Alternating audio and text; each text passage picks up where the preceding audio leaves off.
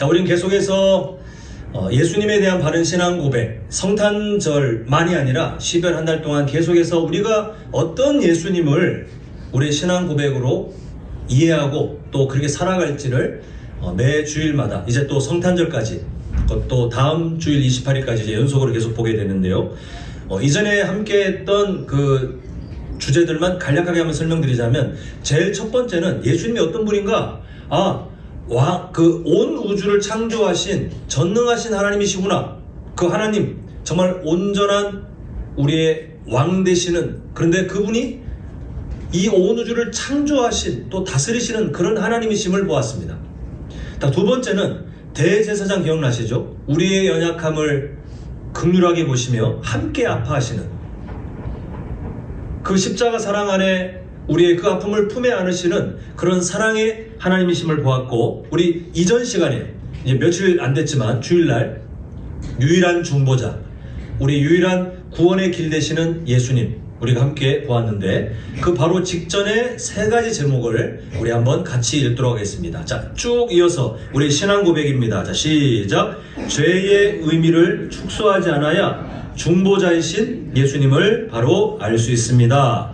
예수님은 완전한 하나님이시며 완전한 인간이시기에 유일한 중보자가 되십니다. 하나님과 우리 사이의 화목은 오직 예수님 때문에 유지되는 것입니다. 그래서 중보자이신 그 예수님이 왜 예수님이셔야만 했는지, 다른 여러 방법 중에 그냥 하나님께서 대충 이거 하자 아니라, 그거 아니면 죄의 문제가 대충 그냥 얼렁뚱땅 덮는 게 아니라 그 문제를 해결하기 위해서는 그 원리를 따라 해결해야 되는데, 예수님이 참 하나님이시면서 동정녀 마리아를 통해 인간으로 오셔야만 그 문제가 완전하게 해결되기 때문에 하나님께서는 그 방법밖에 없으셨던 거예요.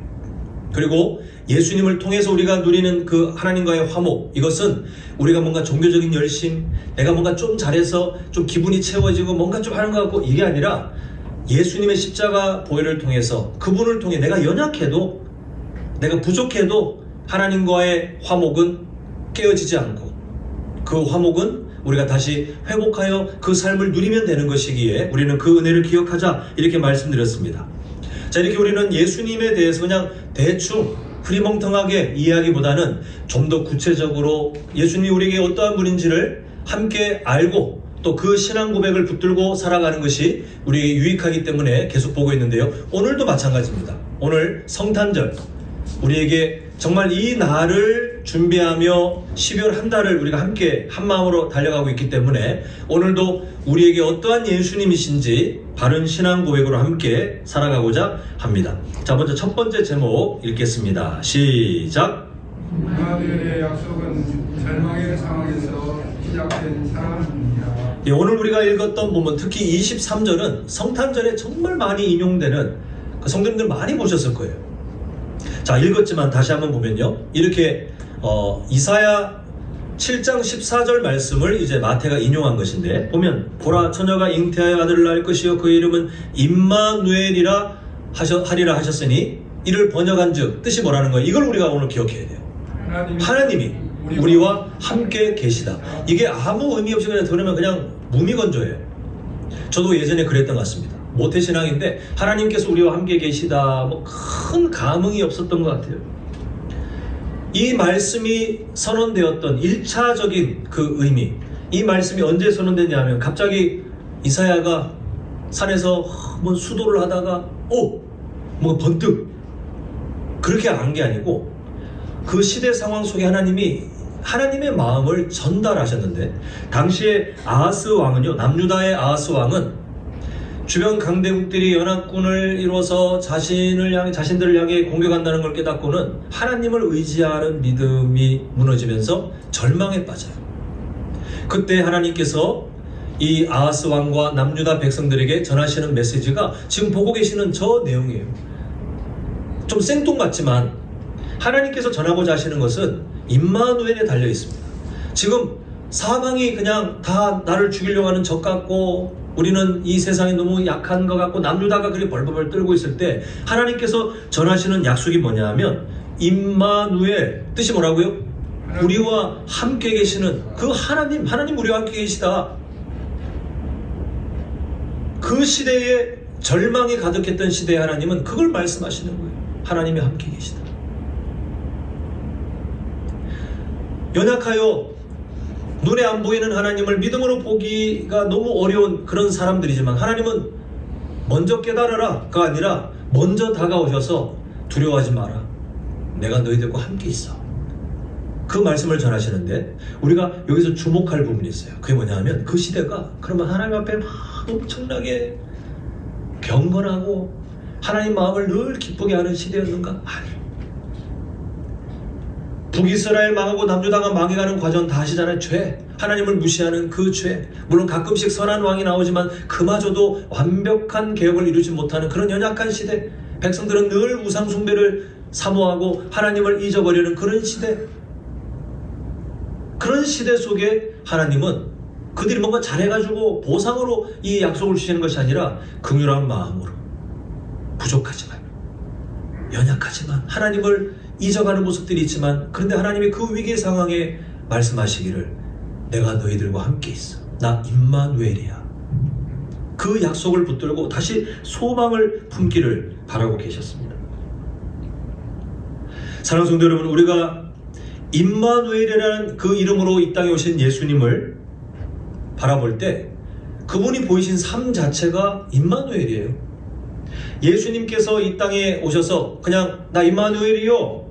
임마누엘이래. 이렇게 되는 것이 아니라 그 이름을 설명하지만 예수님의 삶을 보면 하나님이신데 함께 계시기 위해서 정말 친밀하게 가장 낮은 곳에 사람들이 품지 않는 사람들조차 죄인들에게 내가 너희들과 함께 있어. 내가 임마누엘이야. 그 삶 자체를 통해 예수님께서 그 사랑을 드러내신 것을 보게 됩니다. 이 임마누엘이라는 이 이름은 예수님의 별명이 아니에요. 하나님의 사랑이 대체 어떤 방식으로 그의 백성들에게 하나님이 구원하실 사람들에게 어떤 방식으로 전달되고 나타날 것인지를 보여주는 사랑의 표현 방식이 임마누엘이거든요. 계속 강조하고 있는 것처럼 아담의 범죄 이후에 우리 주일날 봤잖아요. 한번 기억을 살려보시면 아담의 범죄 이후에 모든 사람들은 태어날 때부터 하나님과 어떤 존재를 그랬죠? 하나님과 원수대. 그게 죄의 특징이라고 했습니다. 그래서 죄를 축소하지 말라는 아까 내용이 있었잖아요. 죄의 축소, 법을 어기는 거, 아니면 좀 도덕적으로 아니면 성격이 좀 나쁘고 그 사람들이 보기에 불편해.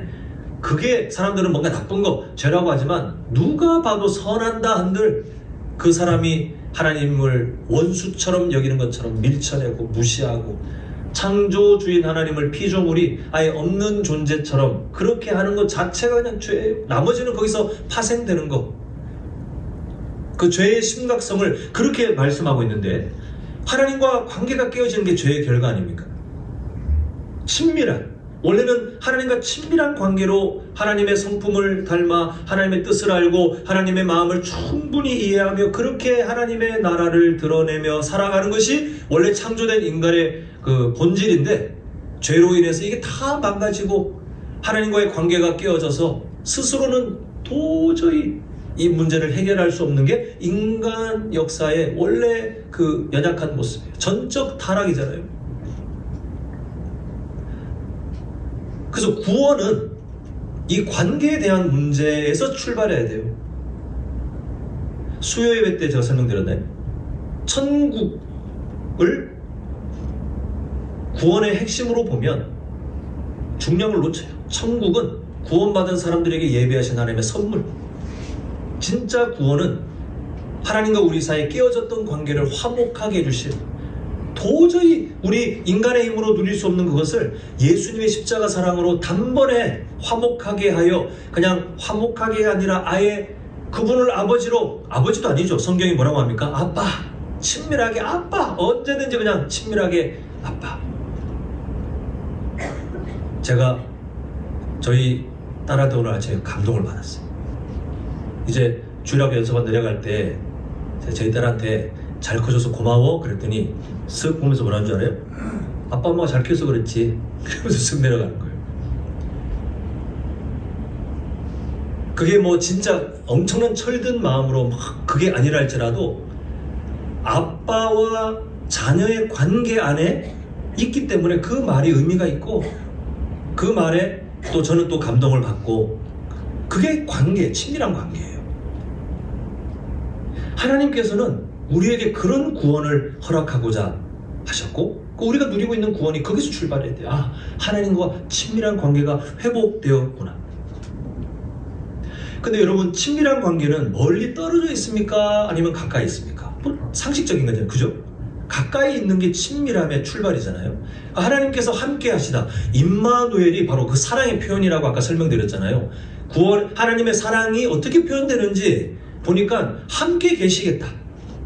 근데 그냥 신이 뭐 무당, 우리나라 그 무속신앙 다 망해야 되는데 그 무속신앙이 막 지금 누가 왔어, 그렇게 거짓 영에 사로잡혀 누가 왔어 그리고 낫이 나갔어, 그 의미가 아니라 하나님께서는 아예 우리와 함께 친밀한 관계로 함께 있는 그 구원의 핵심, 그래서 임마누엘이에요. 내가 너희들과 함께 있을 거야. 친밀하게 계속 죄로 인해 깨어졌던 관계, 예수 그리스도의 십자가 사랑으로 회복된 그 관계, 그 친밀한 관계, 하나님을 언제든지 아빠라고 부를 수 있고 철없어도 부족해도 망설임 없이 그 품에 안길 수 있는 은혜의 보좌 앞으로 담대히 내가 잘해서가 아니라 예수님의 십자가 보혈이 충분하게 달려갈 수 있는 그 친밀한 관계. 근데 멀리 있어서 막 달려가는 게 아니라 그냥 함께 계시대요. 함께 친밀한, 늘 함께 계시대요. 한남제일교회 이 교회에 와서 기도해야 하나님을 만날 수 있는 게 아니라 우리가 걸어가도 하나님은 늘 우리와 함께. 임마누엘, 이 약속이 주어진 그 하나님의 마음을 다시 한번 정리해 봤으면 좋겠습니다. 1차적으로 아까 이사야 시대, 두렵고 불안한, 나라가 망할 것 같은, 그런데 어떤 상태라 그랬어요? 하나님 앞에 경건한 상태가 아님에도 하나님은 위로하시면서 임마누엘, 너희들이 여전히 부족하지만, 너희들이 여전히 나를 잊어가고 있지만 그러나 나는 너희들에게 임마누엘, 함께 있는 하나님이에요. 그 약속이 예수님이 이 땅에 오심으로 성취되었잖아요. 근데 그 임마누엘이 어떤 이름으로 선포됩니까? 이 온 세상이 하나님과 원수된 존재, 하나님을 싫어해요. 그 원죄에 갇혀서 하나님을 거부해요. 심지어 보면 유대인들조차도 그렇게도 메시아를 기다렸다면서 잘 보면 하나님을 그렇게 싫어해요. 예수님을 그렇게 싫어해요. 그런데 뭐라고 하십니까? 임마누엘. 뭔가 잘해서 야, 이제 내가 좀 감동이 돼가지고 내 아들 예수를 이제 십자가에 죽여도 될 것 같아. 아니요. 하나님은 여전히 모르는 이 세상 속에 하나님, 예수님께서 오실 그 때를 잘 준비했어야 될 이스라엘 백성들이 하나님을 다 잊어먹고 자기들끼리 얻은 전통, 규칙, 그게 마치 구원을 이룰 것처럼 헛된 그런 행위 구원에 빠져 있는 그때 하나님께서 예수님을 보내주셔서 임마누엘. 그러면 이제 우리 구원 받았잖아요. 여기 계신 분들이 다 예수님 믿는다는 가정하에 구원 받으셨다면 이제 임마누엘 하나님이 필요 없습니까? 아니에요. 하나님께서는 여전히 우리에게 임마누엘 하나님을 자꾸 말씀하고 싶어요. 왜냐하면 우리는 천국 가는 그날까지 상실을 피할 수가 없어요. 건강은 점점 나빠질 거예요. 어쩔 수 없지만 그게 죄로 오염된 이 세상의 특징이 어쩔 수 없어요. 성도님들 열심히 요즘 이제 과학이 발달되면서 의학도 많이 발달됐지만 성도님들 열심히 고치고 몸을 고치고 사시겠지만 영생하실 것 같습니까? 안 아프고 영생하실 것 같습니까? 그렇게 기대하시는 분 없잖아요. 우리 몸에 아픔이 나중에 최대한 천천히 오길 바라지만 우리는 하나하나 점점 몸이 낡아질 거예요. 상실. 주변 사람들과 항상 행복할까요? 상처도 많이 받으실 거예요. 상실. 내가 하는 뭔가에 항상 모든 것들이 잘 되실까요? 아니요. 우리는 때때로 실패하고 우리의 연약함들이 튀어나올 거예요. 상실감을 경험해요. 또 그걸 넘어 이 세상이 요즘 얼마나 살기 막막합니까? 그 인생의 최전선에 서신 분들, 그 두려운 마음들, 감히 헤아릴 수 없는 그 마음의 상실들. 근데 하나님께서 뭐라고 말씀하시냐면 그래서 임마누엘 하나님이, 그 예수님이 필요하다는 거예요. 내가 너희와 함께 있어. 다른 것으로 채울 수 없는 하나님께서 주시고자 하는 그 위로와 소망, 다른 것을 계속 찾다 보면 결국은 점점 더 하나님을 잊어버리는 오히려 악순환이 되는 그런 삶으로 가지 말고 임마누엘, 내가 너희와 함께 있어. 그 하나님의 사랑을 기억하며 실제로 그렇게 오신 예수님을 통하여 우리의 삶의 상실, 우리의 삶의 연약함, 때로는 실패, 또 하나님 앞에서 감히 얼굴도 들을 수 없을 만큼 그런 심각한 죄를 지었다 할지라도 그러나 임마누엘, 여전히 나와 함께 하시는 하나님을 붙들 수 있는 성숙함, 하나님은 거기서 출발하는 거예요. 저는 성도님들의 이 연말이 또 한 해를 준비하는 그 마음이 다시 이렇게 다잡아졌으면 좋겠어요. 내년 2026년 임마누엘 하나님으로 내가 살아가리라. 나와 함께 계시는 하나님을 믿음의 눈으로 바라보며 살아가리라. 내가 가장 연약할 때, 아까 말씀드렸잖아요. 뭔가 잘해서 임마누엘의 약속이 아니라 항상 절망일 때, 잘 못할 때, 하나님을 모를 때 오히려 임마누엘, 그 약속이 선언된 것처럼 하나님은 지금도 우리에게, 우리가 연약할수록 임마누엘의 하나님, 그 예수 그리스도의 사랑을 우리에게 선언하고 계십니다. 바라기는 우리 성도님들, 남은 인생 마찬가지지만 다가오는 2026년 임마누엘 하나님과 함께 동행하며 승리하는 소망을 누리고 회복되는 우리 모두의 삶이 될 수 있기를 간절히 소망합니다. 자, 두 번째 제목 함께 읽겠습니다. 시작. 임마누엘은 말씀이 육신이 되어 우리 가운데 거하시는 사랑입니다. 자, 마태복음이 예수님의 그 사랑의 표현이 임마누엘이라는 것을 우리와 함께 하시는 게 사랑의 표현이었구나, 그게 구원의 핵심이었구나를 설명했다면, 요한복음에서는요, 그러면 구체적으로 그 함께 하시는 게 도대체 뭐 어떻게 된 거야? 를 설명하는 게 나오는데, 자, 요한복음 1장 14절 함께 읽겠습니다. 시작. 말씀이 육신이 되어 우리 가운데 거하심에 우리가 그의 영광을 보니 아버지의 독생자의 영광이요 은혜와 진리가 충만하더라. 제가 종종 경계를 해드리잖아요. 이 말씀을 성경책 아니면 뭐 설교 아니면 뭐 우리가 아는 암송하는 하나님의 말씀 이렇게 해석하면 안 된다고 말씀드렸습니다. 로고스라는 헬라어는 당시 사도 요한이 사람들에게 예수님이 어떠한 분인지를 소개해야 되는데, 그때 당시 그 문화상에서 이 사도 요한의 고백은 예수님은 온 우주의 근본이에요. 우리 첫 시간에 봤잖아요. 하나님, 온 세상을 창조하신 하나님. 예수님이 그런 분이셨어. 근데 이걸 설명해야 되는데, 그때 당시에 통용됐던 그런 분, 우주의 아예 근본, 우주의 출발, 뭐 이런 단어, 그게 바로 로고스예요. 그 로고스의 여러 뜻 중에 말씀이라는 단어로 우리 한글 성경에서 쓰고 있지만, 이 로고스의 실제 사용된 그 시대에 사도 요한이 사용했던 용법은 온 우주의 근본이신 예수님이, 그 다음에 14절 뭐라고 이어져요? 육신이 돼요. 여기서부터 이제 머리가 삐그덕거리는 거예요. 아니, 온 우주의 근본, 우리가 철학적으로 온 우주의 근본이 뭘까 고민했는데 그런 분이 왔다고. 근데 그분이 무슨 빛이 비추면서 와 내가 예수다 이게 아니라 우리 같은 사람으로 와서, 그 다음에 뭐라고 되어 있습니까? 우리 가운데 거하심, 임마누엘이에요.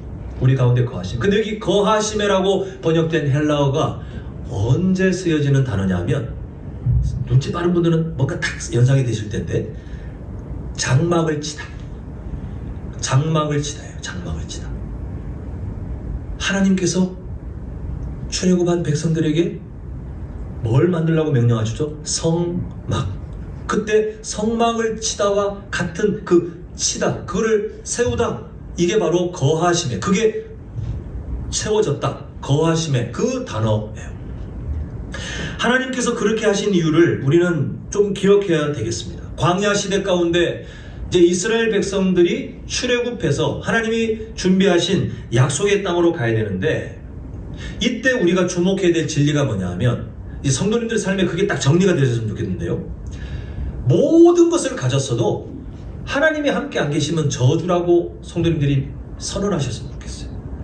반대로 내 삶이 아무리 부족해도 하나님이 함께 계시면 그냥 거기서 모든 회복과 소망이 출발된다라고 믿으셨으면 좋겠어요. 그 기준, 하나님이 함께 계심과 하나님이 함께 계시지 않는 삶의 극명한 차이를 아셔야 되겠는데, 이 이스라엘 백성들도 마찬가지입니다.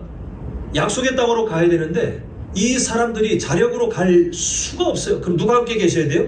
하나님이 함께 계셔서 그 연약함을 붙드시고 그들의 죄의 문제가 아직 예수님이 오시기 전이니까 부분적으로나마 해결하며 그리고 하나님의 백성으로 훈련하고 또 지나가는 동안에 생존하게 하시고 하나님이 함께 안 하시면 살 수가 없는 거예요. 그 성막을 만들라 하는 것은 하나님께서 뭐 재물을 받아먹고 뭐 헌금을 받아먹고 하나님이 외로워가지고 제사 때 되면 야 기분이 좋아서 춤추시고 그걸 위해서가 아니라 하나님이 함께 안 계시면 이 백성들이 존재할 수도 없고 약속의 땅에 가는 건 아예 불가능해요.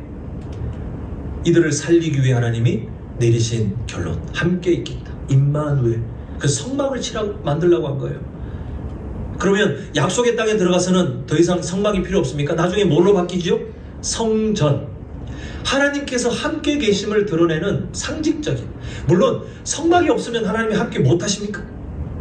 성전이 없으면 하나님께서 함께 그 나라에 못 하십니까? 그게 아닌데 왜 굳이 하나님은 눈에 보이는 성막을 만들라 그리고 나중에 또 성전이 지도록 허락하셨냐 하면 사람들의 연약함이 어쩔 수가 없어요. 눈에 안 보이는 하나님을 믿음으로 보는 것이 불가능에 가깝기 때문에 하나님은 그렇게 이스라엘 백성들이 하나님 당신을 잊어버릴 게 뻔하기 때문에 하나님께서는 가시적인 성막을 통해서 내가 너희들과 함께하고 있다. 그래서 이스라엘 백성들이 가끔씩 하나님을 잊어버리다가 성막이 딱 있으면 맞다 하나님 함께 계시지.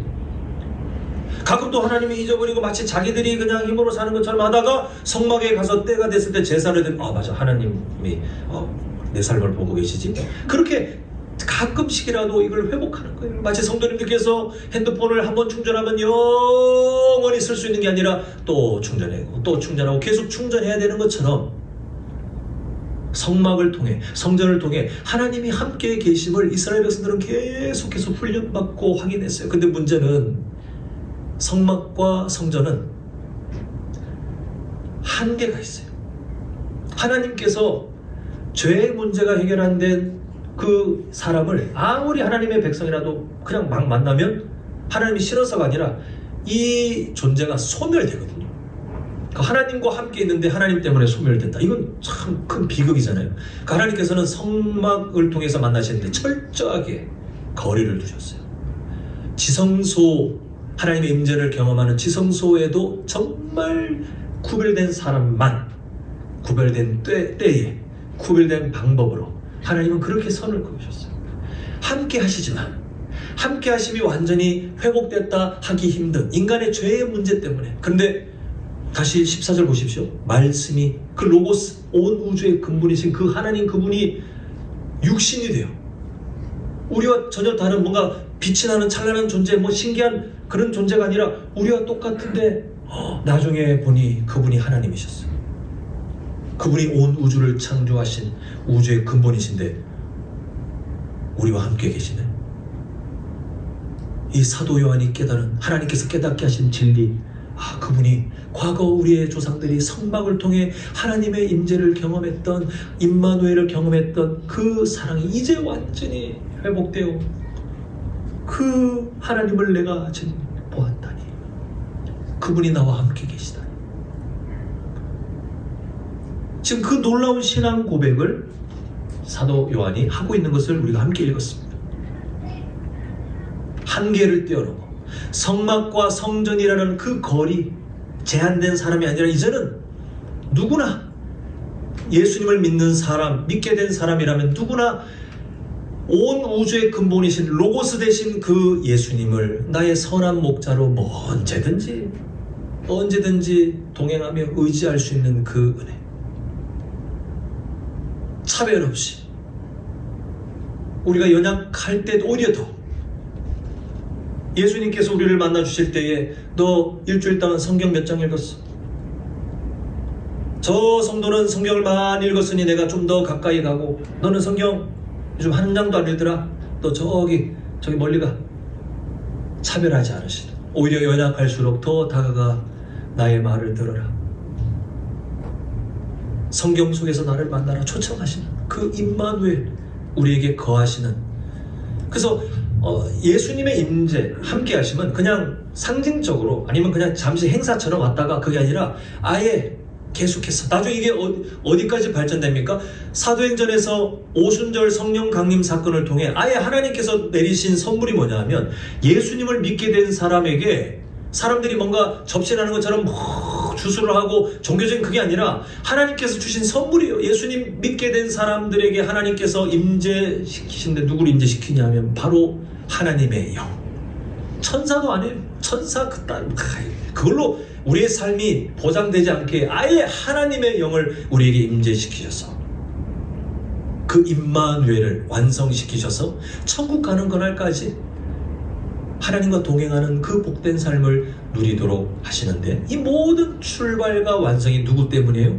임마누엘이라고 오신 예수님의 십자가 사랑을 통해 우리는 그 사랑을 지금도 힘입고 제가 한번 예언해 보겠습니다. 오늘 예배 마치고 또 밑에 내려가서 식사하시고 돌아가시면 또 아마 하나님의 마음을 떠난 생각, 하나님의 마음을 떠난 언어들, 하나님의 마음을 떠난 선택들을 하나하나 또 하기 시작하실 거예요. 그래도 임마누엘의 하나님은 함께 계세요. 그걸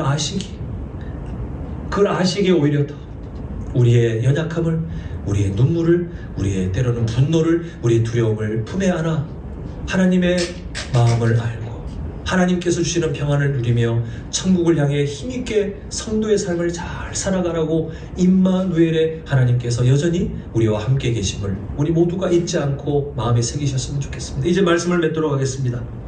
오늘 우리는 성탄절, 꽤 분주한, 보면 여수시청 앞에 이렇게 있는데 그 만드신 분들이 정말 신앙 고백을 담아 만드셨을까? 그렇지는 않을 것 같아요. 그냥 신청해서 적절히 때가 되면 뭐 불교에 맞게, 아니면 때가 되면 뭐 천주교랑 아니면 기독교는 같은 주제니까 그게 맞게, 그냥 그렇게 연말에 그냥 당연히 있는 어떤 행사처럼 치부될 때 저는 성도님들의 마음이 계속해서 우리가 왜 구원받을 수 있었는지, 그리고 그 받은 구원의 내용이 뭔지를 아시고 성탄절을 맞이해야 이 성탄절의 주인공이신 예수님을 속이는 사람이 안 되거든요. 우리는 그걸 지금 노력하고 있었던 것입니다.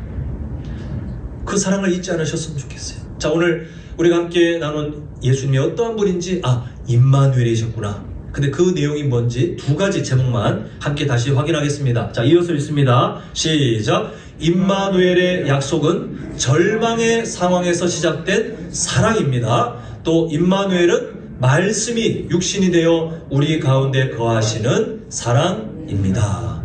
우리가 이 하나님께서 우리에게 이미 드러내신, 이건 우리가 억지로 하나님께 막 갈급하게 요구해서 얻어낸 게 아니라 하나님이 막 안달이 나셔가지고 알려주시는 사랑 아닙니까? 임마누엘.